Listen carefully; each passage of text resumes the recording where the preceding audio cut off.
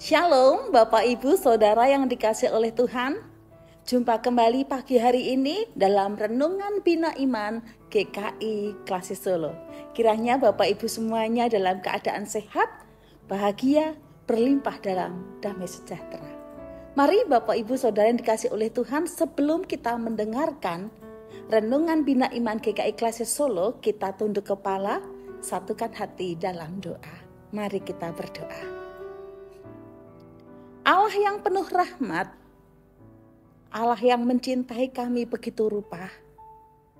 Di pagi yang teduh ini, kembali kami datang kepada Tuhan. Terima kasih untuk penyertaan Tuhan semalam, dan pagi hari ini kami dapat bangun dengan kekuatan baru yang datangnya dari Tuhan. Sebelum kami melakukan banyak aktivitas di sepanjang hari ini, kami bersama-sama mengawalinya dengan mendengarkan renungan firman-Mu. Kami mohon Roh Kudus menolong kami semua untuk kami dapat memahaminya, untuk kami dapat melakukannya dalam kehidupan kami masing-masing.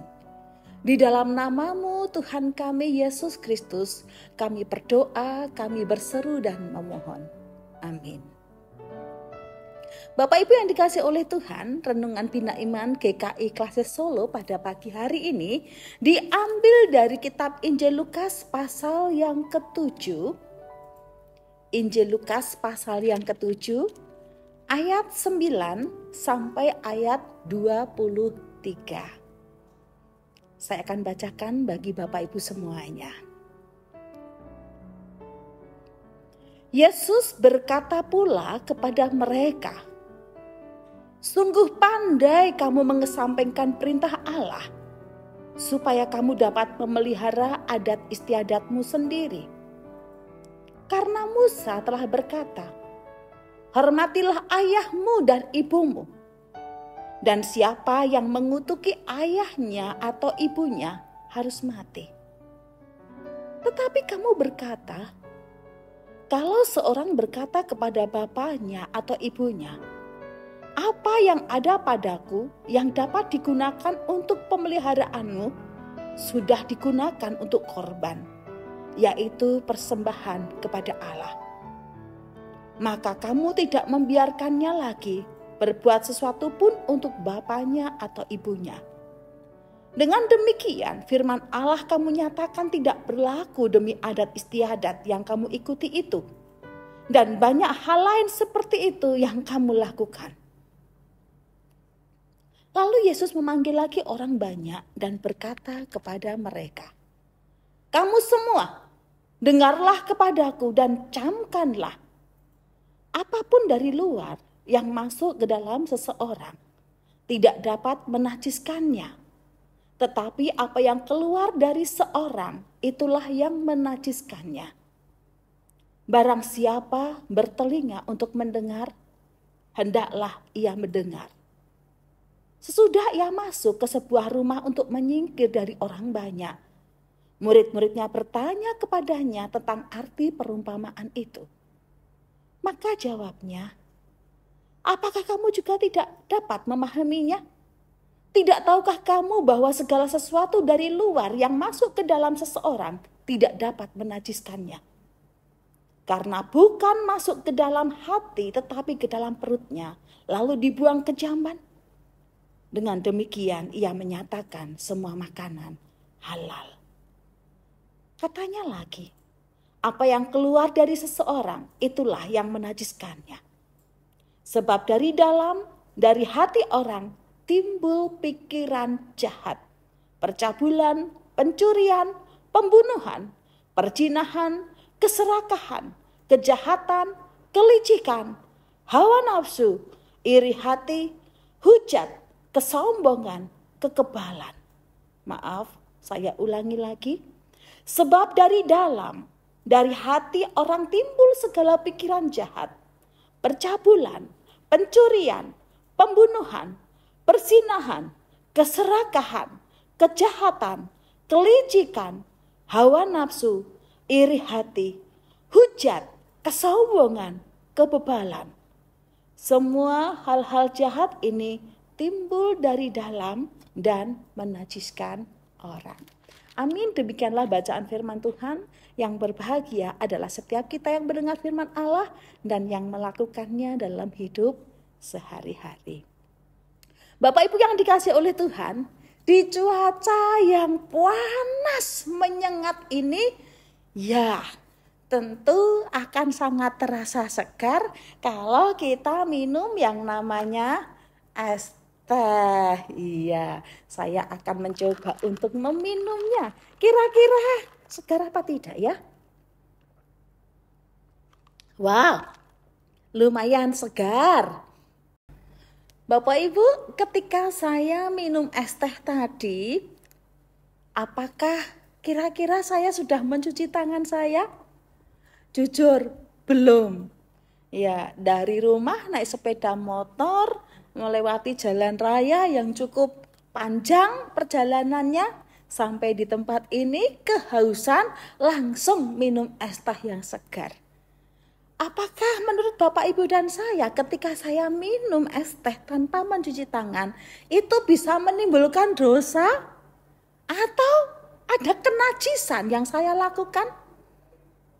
Tentu tidak. Lah, kalau begitu persoalannya ada di mana? Ya, Bapak Ibu yang dikasih oleh Tuhan. Dalam aturan Yahudi yang memegang tradisi peraturan demi peraturan, orang yang minum atau makan tanpa membasuh tangan terlebih dahulu itu dianggap pelanggaran dan bisa menimbulkan kenajisan dan dianggap itu kotor yang bisa menimbulkan dosa. Mengapa demikian? Karena para ahli Taurat, sekelompok orang Farisi lebih menekankan aturan-aturan yang nampak di depan mata daripada aturan-aturannya Allah. Itulah sebabnya mengapa mereka ketika melihat para murid Yesus makan dan minum tanpa mencuci tangan lebih dahulu, mereka langsung menghakimi. Mereka langsung mencela dan menyalahkan gurunya. Itu para muridmu telah menajiskan dirinya dengan tidak mencuci tangan terlebih dahulu. Bapak Ibu, ini kesempatan empuk bagi orang-orang yang membenci Yesus untuk mencari-cari kesalahan Yesus. Tetapi Yesus memperingatkan mereka dengan tegas bahwa bukan segala sesuatu yang masuk ke dalam tubuh kita itu yang haram, tetapi segala sesuatu yang keluar dari perut kita, keluar dari mulut kita, itulah yang menajiskan. Dalam hal ini Bapak Ibu dan saya diajak untuk belajar. Yang pertama, kita diajak untuk belajar lebih memperhatikan hukumnya Allah, lebih memperhatikan apa yang ada di dalam diri kita daripada sebatas hanya berfokus pada apa yang nampak di depan mata. Yesus mengingatkan sekaligus memberikan teguran keras. Engkau lebih mengedepankan peraturan-peraturan yang ada di luar ketimbang engkau memberi perhatian kepada orang tuamu. Sedangkan Musa pernah berkata dalam tulisannya, hormatilah ayah dan ibumu supaya panjang umurmu, berbahagia selalu di tanah yang dijanjikan Tuhan. Bapak Ibu, lalu mana yang benar? Dengan memperhatikan orang tua sebagai bentuk cinta kita kepada orang tua, atau lebih condong kepada memberikan korban persembahan? Ya, dua-duanya harus ada keseimbangan. Kita nggak bisa berkata, oh saya sudah memberikan korban persembahan, sudah memenuhi aturan-aturan yang tertulis yang nampak di depan mata. Tetapi maaf, tidak ada dana untuk memperhatikan kedua orang tua saya. Sudah, itu bukan urusan saya. Biar orang lain saja yang mengurusinya. Biar saudara saja yang lain saja yang merawatnya. Saya sudah mempersembahkan korban persembahan. Bisakah kita berdalih demikian? Tentu tidak. Tetapi Yesus mengingatkan mereka supaya mereka pun tidak lupa, tidak menyingkirkan yang namanya perhatian kasih kepada orang-orang di seputar, khususnya kepada kedua orang tua yang sudah menjadi tanggung jawab anak ketika orang tua kita sudah tidak berdaya. Ibu bapak, mari kita bersama-sama memperhatikan apa yang di dalam diri kita, bukan fokus pada apa yang nampak di depan atau di luar. Untuk apa kita punya casing yang cukup mempesona, cukup indah, cukup elok, bisa memikat banyak orang. Nampak baik, nampak soleh dengan atribut-atribut rohani yang ada.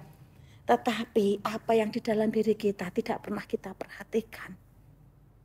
Yesus mengecam apa yang dilakukan oleh para ahli Taurat dan sekelompok orang Farisi. Kemudian berikutnya, dalam bacaan ini kita juga diingatkan oleh firman Tuhan bahwa segala sesuatu yang menajiskan itu adalah ucapan-ucapan kita, perbuatan-perbuatan hidup kita. Dengan jelas dan gamblang Yesus berkata bahwa dari hati orang timbul pikiran jahat. Ada percabulan, ada pencurian, ada pembunuhan, ada perzinahan, ada keserakahan, ada kejahatan, kelicikan, hawa nafsu, iri hati, hujat, kesombongan, dan kebebalan. Banyak sekali tuh Bapak Ibu. Coba mari kita teliti. Dari sekian banyak yang disebutkan ini, yang menajiskan hidup kita, yang hidup kita ini penuh dengan kekotoran tersebut. Sudahkah kita belajar untuk membersihkannya? Mungkin betul kita berkata, oh enggak, hati saya itu tidak dipenuhi oleh pikiran jahat. Saya tidak pernah berbuat yang namanya membunuh, tidak pernah mencuri dan lain sebagainya. Ya, secara kasat mata. Tetapi kadang-kadang tanpa kita sadari, berapa kali ucapan-ucapan kita ini mampu membunuh karakter orang lain. Pada waktu kita sedang tidak suka dengan seseorang, pada waktu kita sedang merasa sakit hati dan terluka, kadang kita mengucapkan kata-kata yang bisa membunuh karakter orang lain. Kata-kata yang membuat orang lain terluka dan sakit hati. Tindakan kita bisa membunuh, mematikan rezeki orang lain. Mematikan kesempatan orang lain untuk berkarya lebih lagi. Karena apa? Kita enggak suka. Hati kita dipenuhi dengan iri hati. Kita tidak bisa mengendalikan nafsu kedagingan diri kita masing-masing. Nafsu marah dan masih banyak hal yang lain lagi. Bapak Ibu, itulah yang membuat hidup kita ini cemar, kotor, najis. Dan itu semuanya patut untuk dibersihkan. Jadi kita diingatkan oleh firman Tuhan bahwa bukan makanan minuman yang masuk dalam tubuh ini yang membuat kita najis. Tetapi apa yang keluar dari dalam, entah itu pikiran kita, hati kita, terlontar dalam ucapan, tindak tanduk, sikap hidup kita setiap hari yang tidak berkenan kepada Tuhan. Itulah yang menajiskan hidup kita. Mari kita bersama-sama datang kepada Tuhan dengan rendah hati. Kita koreksi hidup kita di hadapan Tuhan. Kita mengakui kenajisan hidup kita, kecemaran hidup kita, supaya Tuhan membersihkannya. Dan tetaplah berpegang pada ketetapan hukum Tuhan. Aturan apa tidak boleh diikuti? Aturan yang nampak di depan mata itu baik, tapi jangan sampai menggeser yang namanya aturannya Tuhan. Jangan sampai kita diributkan dengan aturan-aturan yang bisa memecah persekutuan kita dalam Tuhan. Mari kita bersama-sama tunduk kepala, kita berdoa. Tuhan Yesus, kami mohon pengampunan-Mu apabila hidup kami seringkali dijumpai ribut, bertengkar, mempersoalkan aturan-aturan yang nampak di depan mata, yang nampaknya baik dan benar, tetapi justru menggeser apa yang menjadi hukumnya Tuhan. Kami lupa supaya kami memperhatikan apa yang di dalam hidup kami, memperhatikan cinta kami kepada orang-orang seputar kami. Kadang itu semuanya justru terabaikan. Kami lebih fokus membicarakan aturan-aturan yang kadang-kadang membuat kami saling renggang hubungan kami.